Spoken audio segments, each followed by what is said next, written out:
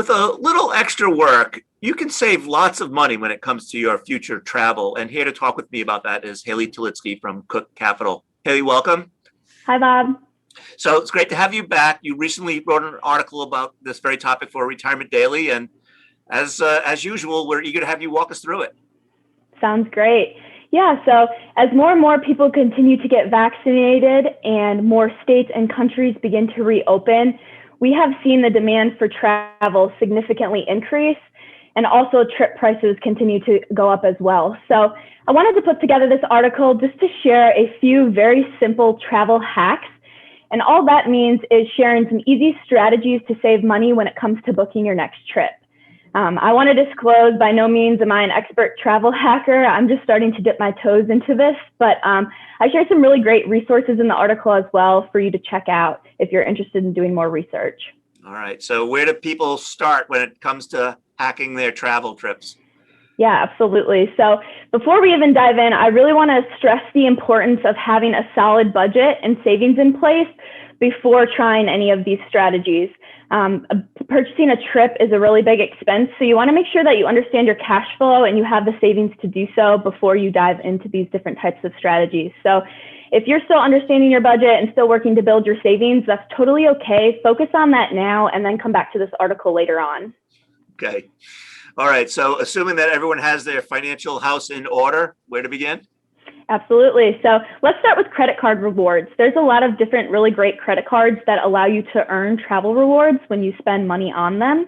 Again, I really want to stress this strategy is only if you are paying off your credit card bills in full each month and you don't have any outstanding credit card debt.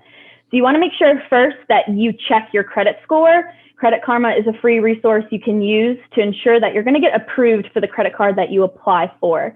If your credit score is not where you want it to be yet, that's okay. Let's work on that first. So make sure that you're paying off your credit card bills in full each month. You're leaving your longest and oldest credit line open because your length of credit plays a factor into your credit score. And you're also not maxing out your credit limits or applying for new credit while you're trying to build that score.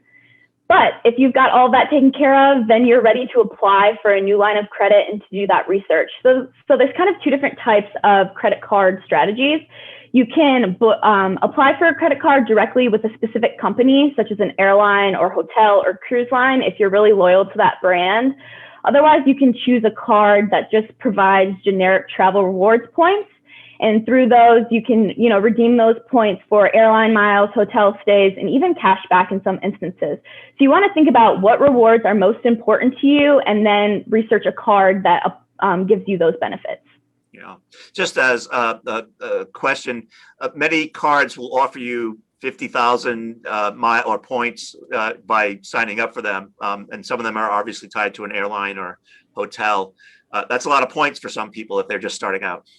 Yeah, absolutely. It's a significant amount of points and can save you a ton of money, but you want to make sure that you're checking the requirements with those points. So a lot of airline companies or rewards companies are going to make sure that you spend a specific amount before you can earn those points. So for example, an airline company might say, we'll give you 50,000 bonus points to use towards travel, but you first need to spend maybe $5,000 in the first 3 months to earn those points. So you want to make sure that you're always checking for those sign-up bonuses, what the requirements are, and then you're tracking that to make sure that you're on track to earn those points.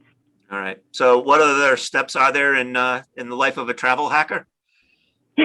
Absolutely. So you also can track your flights, which is really important. So if you're 1 to 4 months out from booking your trip, I really recommend tracking your flight to see if the price was going to decrease. Two resources that I use are Google Flights and Hopper. They're both free, and you can just sign up to track price trends. And so it'll tell you if the price flight goes up or down. And then you want to make sure that you have the funds saved, so that way when the price drops, you're ready to book. And these resources also will tell you the best day of week to fly. And also, if you're flexible with your plans, they can also tell you the different airlines that are best to fly with and different airports as well. And then there are lots of resources out there where people are just dedicating content to this topic. Any thoughts about that? Yeah, so I mentioned a few in my article. There are so many really, really great resources out there. Again, I'm not an expert in this field, so take the time to do the research. And my favorite thing to tell you guys is always keep your personal situation in mind. Advice is not one size fits all. So some of these expert travel hackers might be doing some strategies that you're not ready for or may not apply to you. So again, always keep your situation in mind when doing your research. All right. So Haley, I have to ask this. What's your future travel plan? Any place in mind? Yeah, I'm hoping to stay in the United States for the next couple months, but booking a trip to Cancun next year, hopefully. And I did so using airline miles. So really great strategies out there and a lot of great ways to save some money. All right. Well, I've got my sights set on Barcelona. I was supposed to go there last March and we had to cancel the trip. So that's on my to-do list first and foremost. Yeah, absolutely. Again, these companies are offering a lot of rewards right now because they want you to get signed up and they want you to start traveling. So now is a great time to start applying and doing that research to save that money for those future trips when we're able to do so. All right. Haley, as always, I want to thank you for sharing your knowledge and wisdom about these topics. They were greatly appreciated. Thank you.